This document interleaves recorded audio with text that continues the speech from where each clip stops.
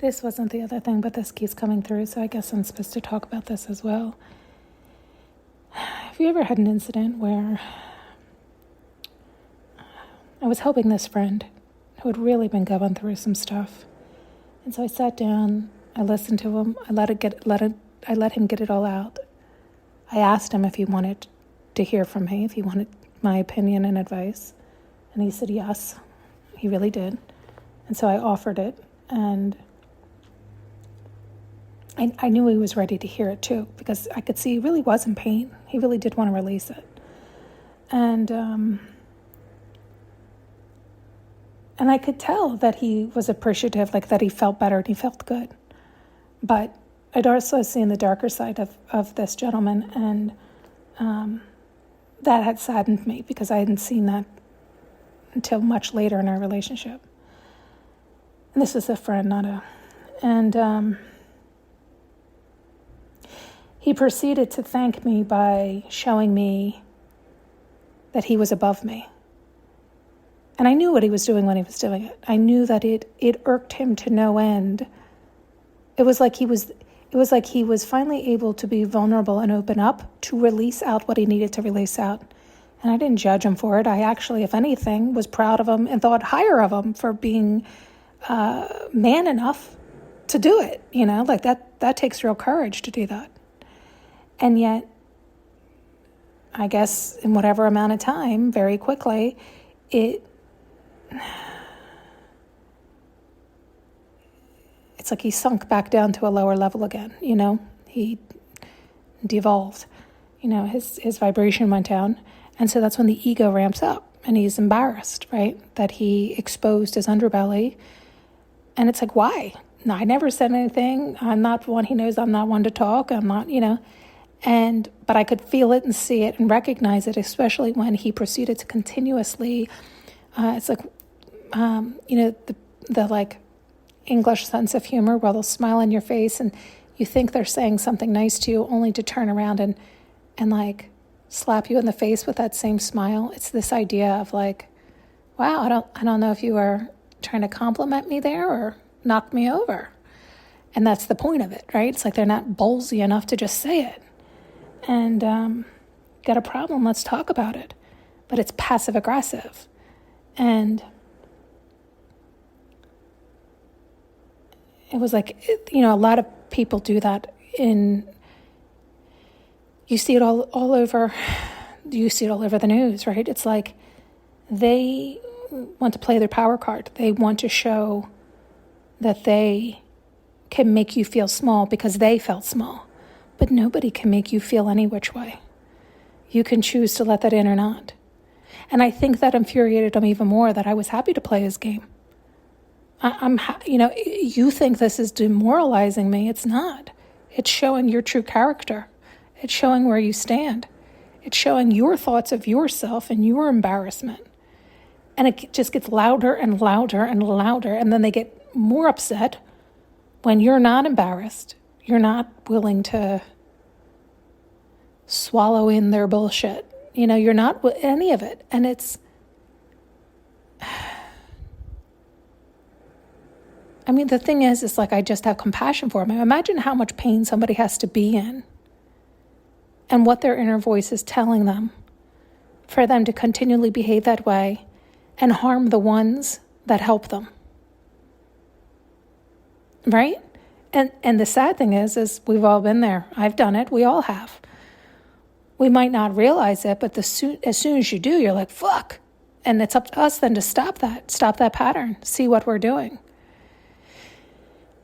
And some people just are vicious. I mean, really malicious. And some people are fully aware. Like this gentleman at that point in that stage was fully aware of what he was doing. It was fully intentional.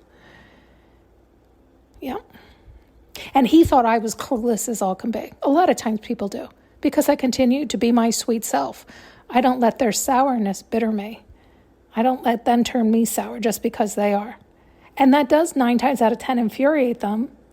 And I don't even realize it's infuriating them until even later, because it's not my intention to infuriate them. It's my intention to keep my vibration high. Just because they're misbehaving and acting like an asshole doesn't mean I have to, right? Like I'm happy no matter what.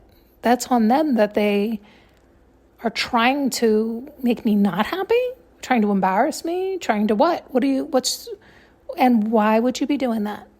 Right? It's like they can't even witness themselves. They can't even fully recognize their real intentions or their real anger. Their real anger is at themselves, not at me. Even though they're directing it at me, it's not at me. It's really not. They're mad at themselves for not doing better by themselves, for not loving themselves enough to elevate themselves. And then when they see I'm elevated, that really pisses them off. That I can hold love for them? No, unacceptable, right? Like it's almost like crazy town, right? But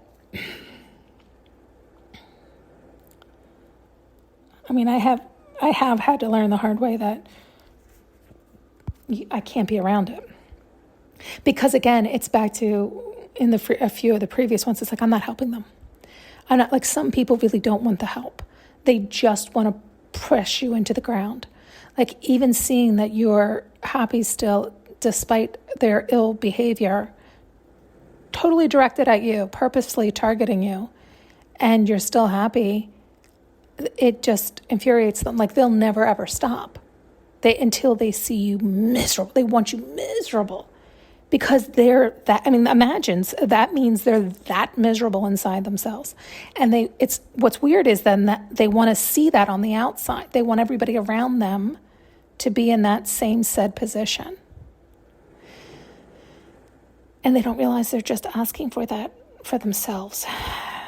So then they're soon going to be in that position, screaming they don't understand why, when that's what they put out and that's what they wished upon others. So now it's finally coming back and hitting them, and they're confused.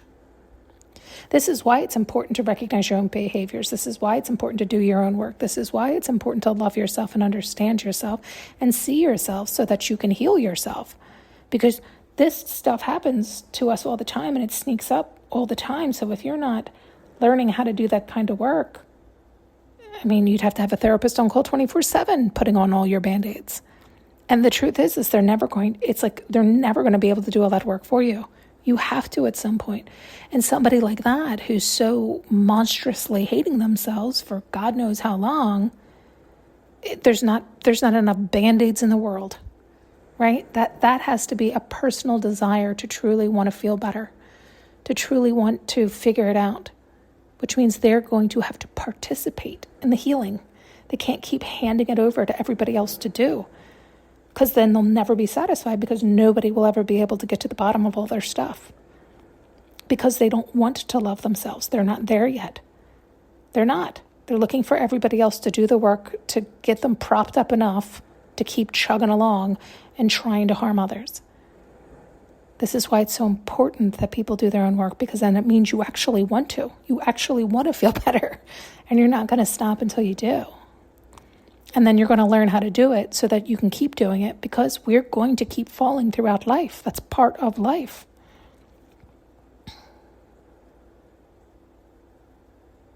And then that also means loving yourself enough to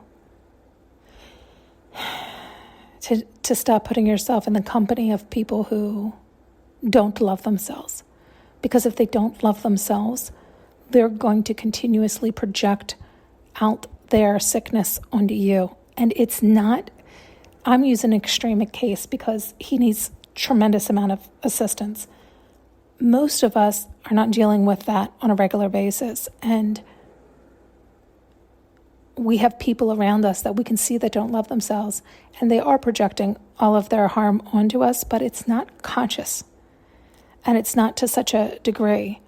And I do believe it's a matter of having to learn to love ourselves and move away from those incidences, and when they're happening, and depending on your scenario, and the dynamic and the relationship and so on and so forth, is going to determine whether they need to be removed from your life permanently, or there needs to be discussions around it, or you just move away when they get in their, quote, states, right? But it's learning to love yourself. It's learning to heal yourself and love yourself in your life, to choose better for you and your life. And it can hurt, because of course you love these people. And you want them to love themselves as much, even half as much as you love them. There's that. The other thing they were showing still hasn't come back through. I don't know. Maybe they wove it in this one and the previous one, and I didn't realize it. I don't know. I feel like it was something more specific, though. Okay. Thanks so much for tuning in and listening. You can now purchase an audio journey with me using the link below.